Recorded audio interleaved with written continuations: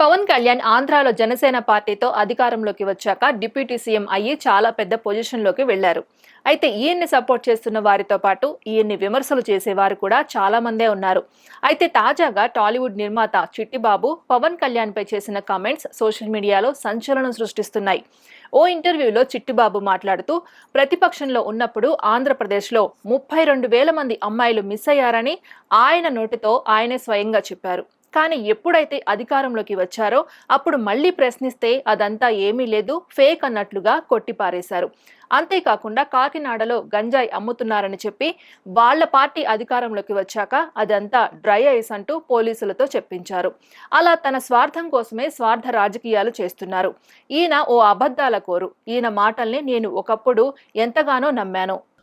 కాకినాడ పోర్టులో గంజాయి దొరికింది, 25 టన్నుల గంజాయి.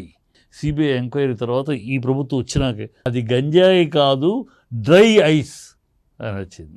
కానీ ఇప్పుడు నమ్మబుద్ధి కావడం లేదు. అసలు ప్రతిపక్షంలో ఉన్నప్పుడు పవన్ కళ్యాణ్ ఎన్నో మాటలు మాట్లాడారు.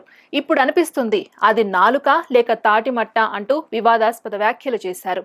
అంతేకాకుండా సొంత నియోజకవర్గంలో జరిగే అన్యాయాల గురించి, అక్రమాల గురించి పవన్ కళ్యాణ్ ఎందుకు నోరు ఎత్తడం లేదు? చంద్రబాబుకి అలవాటిది చెప్పటం, మాట్లాడటం, తర్వాత ఆ మాట తిప్పేయటం, యూటర్న్ చంద్రబాబుకి అంతకన్నా దారుణమైన అబద్ధాల కోరు కదా, నాలిక తాటి పట్టాది. పిఠాపురంలో రేప్ జరిగితే ఎందుకు స్పందించడం లేదు అంటూ పవన్ కళ్యాణ్ ని కడిగి పారేశారు. నీ పిఠాపురంలో రేప్ జరిగితే మాట్లాడవు, ఎక్కడ దక్కున్నావు?